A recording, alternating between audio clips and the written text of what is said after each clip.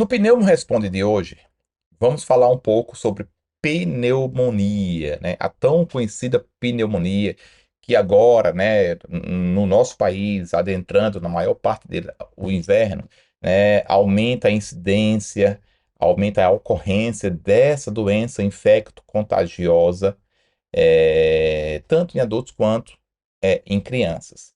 Para quem está chegando aqui e não me conhece, meu nome é George Amado, sou médico pneumologista e atendo presencialmente aqui em Aracaju e por telemedicina para todas as regiões do país, crianças e adultos. Para maiores informações, vou deixar o contato da minha secretária aqui embaixo. Vamos lá. A pneumonia significa o quê? É o termo técnico para um processo inflamatório e ou infeccioso do pulmão, do tecido pulmonar. Observe aqui essa imagem muito legal, muito interessante, que o nosso aparelho respiratório, ele é dividido em vias aéreas superiores e vias aéreas inferiores. E a pneumonia justamente acontece nesse setor aqui, né? E observem, né, que o nosso aparelho respiratório inferior, ele se divide em dois setores. As vias de condução aérea, né, as vias aéreas, que é a traqueia, os brônquios, o brônquio principal, o brônquio direito, que se ramifica em inúmeros milhares de bronquíolos, brônquios menores, e do mesmo lado, da mesma forma acontece no lado esquerdo, tá certo? Então, o que é que vem a ser a pneumonia? É quando há uma inflamação do tecido pulmonar. A pneumonia não acontece aqui na via de condução, ela acontece no tecido pulmonar. E é um processo inflamatório que pode sim estar associado, e é o mais comum, a um processo infeccioso, principalmente bacteriano. Existem sim as pneumonias causadas por vírus, existem sim as pneumonias causadas por fungos, né, que são geralmente mais crônicas, mas a gente vai conversar hoje aqui sobre as pneumonias bacterianas, aquelas, né, causadas por processo infeccioso de cunho bacteriano, com a presença de bactéria.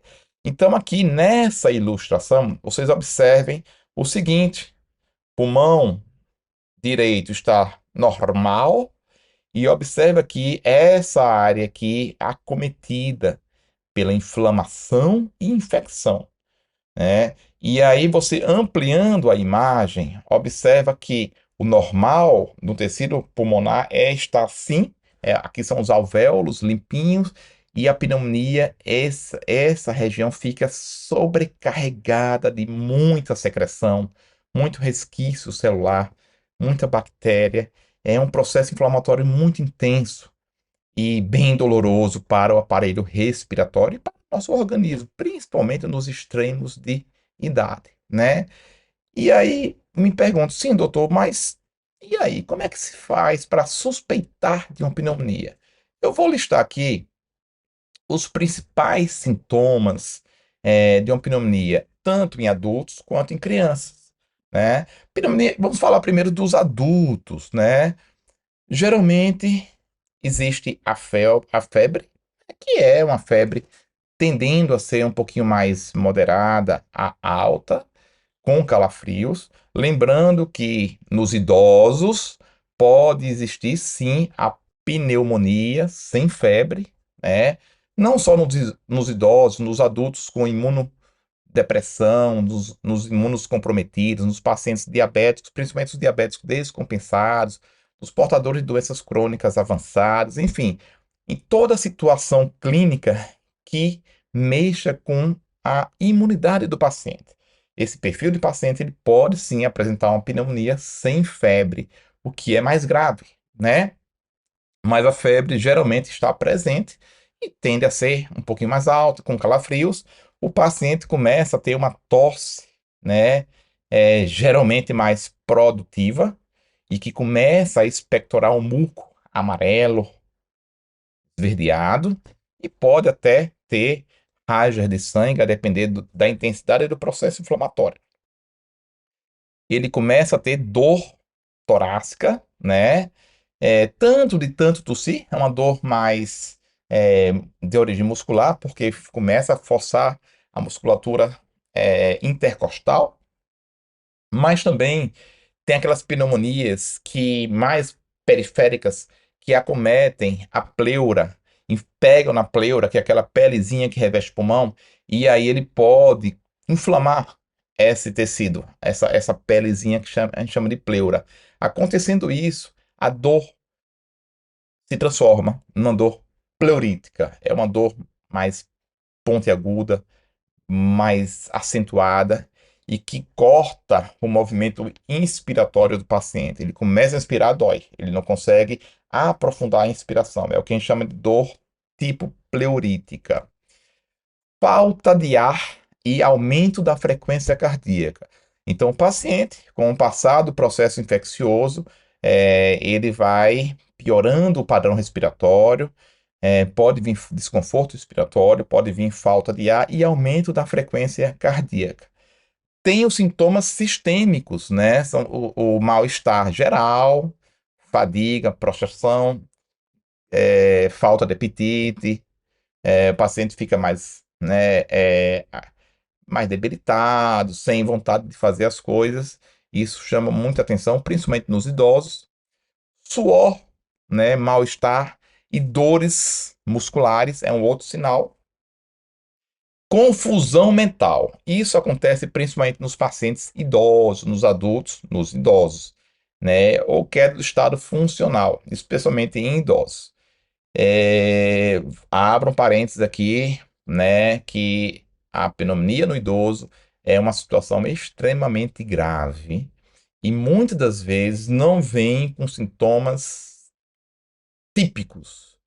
Como eu já falei, não vem com febre, não vem com muita tosse, não vem com muita produção de muco, de catarro, mas o idoso ele começa a ficar mais prostrado, né, debilitado, o apetite cai. Então, mudança do estado geral, mudança do estado, né, do status mental do idoso, sempre tem que investigar uma pneumonia, né, porque é muito comum no idoso não vir com sintomas típicos, tá certo? E um último sinal, aí já no quadro mais avançado, é a cianose ou os lábios arroxeados. Isso aqui nos casos mais graves, quando já há um extenso comprometimento do tecido pulmonar, em que já está havendo queda da troca gasosa e baixa da oxigenação, tá certo? Nas crianças, né, quais são os principais sinais? Nas crianças pequenas tem que ter cuidado também, que às vezes pode vir sem febre, né? E pode os sintomas respiratórios não serem tão bem definidos nas crianças bem pequenininhas, né? E ela cursar com queda do estado geral, falta de apetite, desidratação, tá certo? Vamos lá. E quais são os sintomas mais clássicos assim da pneumonia? Febre persistente, né? Muito cuidado, se seu filho começou com uma virosezinha, né? E essa febre, junto com sintomas respiratórios, está persistindo ali por 5, 7, 10 dias, já não é mais virose. Possivelmente esse quadro viral aí respiratório já complicou com infecção bacteriana, né? Ou de via aérea superior ou uma pneumonia. Então, virose respiratória em criança que dure aí, a febre dure mais de 5, 7 dias, já, já tem que ficar bem atento, que já possivelmente já não é mais uma virose, já está evoluindo para uma complicação. Aparecimento de tosse seca ou produtiva, né? Principalmente nas crianças que já têm uma patologia respiratória de base, nos asmáticos, nas crianças que têm uma hiperreatividade brônquica, elas têm uma tosse mais persistente. Por quê? Porque a pneumonia ativa a asma, a pneumonia descontrola a asma. Então, além do processo infeccioso e inflamatório está acontecendo, a asma, a bronquite, a hiperreatividade entra em ação e aí a tosse fica mais persistente.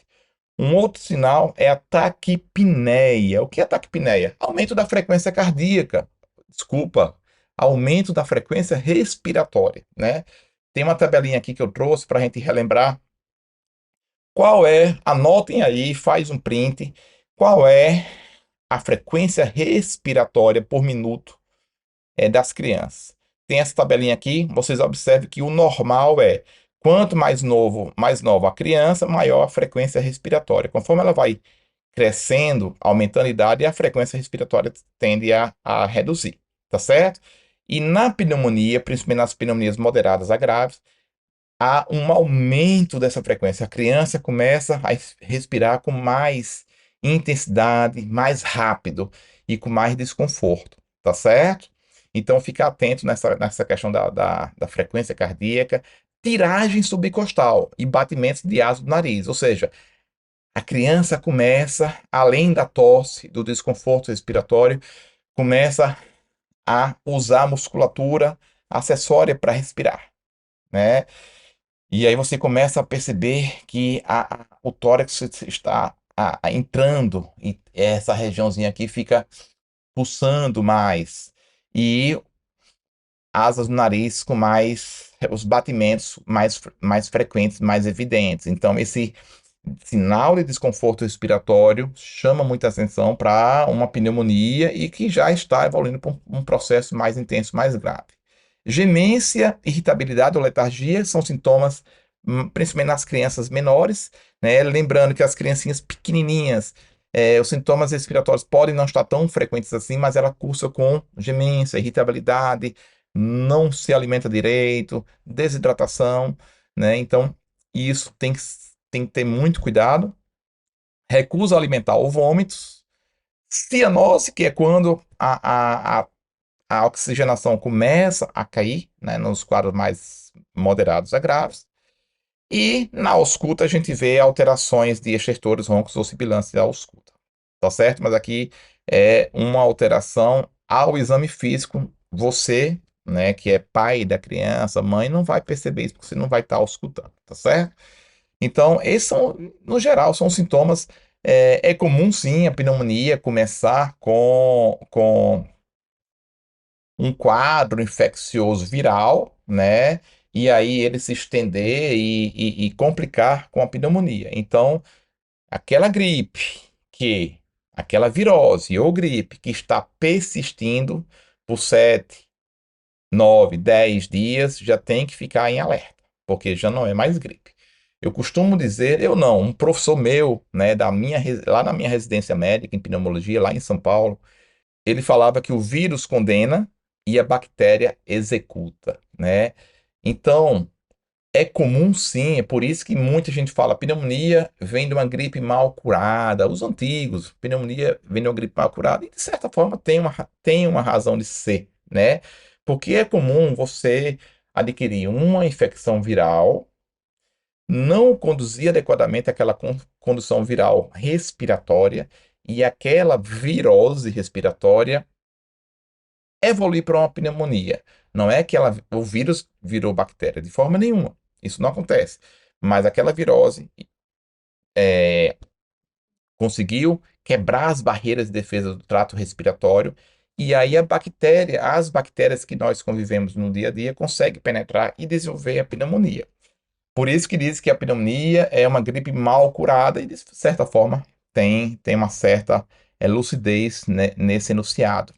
Aqui eu trouxe aqui só para ilustrar uma radiografia com pneumonia. Então você observa aqui a radiografia, o pulmãozinho do lado direito, pulmão esquerdo. Então aqui é a área cardíaca, pulmão direito, pulmão esquerdo. O normal é assim, está aqui nessa coloração mais escurinho, que é um pulmão normal. Observa que essa imagem, que é todo o processo inflamatório infeccioso acometendo uma parte boa do pulmão direito. Aqui é uma pneumonia, tá certo? E na tomografia a gente enxerga dessa forma aqui, ó. Isso aqui é uma pneumonia. Aqui é o tecido pulmonar normal e aqui é o coração, tá certo? Só para vocês terem uma ilustração de como é uma radiografia, como é uma tomografia com a pneumonia. Pois é, pessoal. Então, basicamente é isso que eu queria falar, né? A pneumonia, o tratamento é feito com antibióticos, né? Não é para se usar corticoide para tratar uma pneumonia, a não ser se o paciente tem alguma patologia respiratória crônica que exacerbe, que descontrole com a pneumonia, e aí sim precisa, em algumas situações, fazer uso do corticoide oral. Mas o tratamento de pneumonia bacteriana é antibiótico. Antibiótico, suporte, dá o suporte geral, né, clínico geral, dá o suporte ventilatório adequado. E se a criança ou o adulto tiver uma doença respiratória crônica, tipo asma, enfisema, bronquiectasia, fibrose pulmonar, essas doenças tendem a piorar com a pneumonia, e aí o pneumologista tem que estar ali acompanhando de perto para mantê-las controladas, não exacerbar e não piorar a situação clínica, que já é um pouco tensa por conta da pneumonia.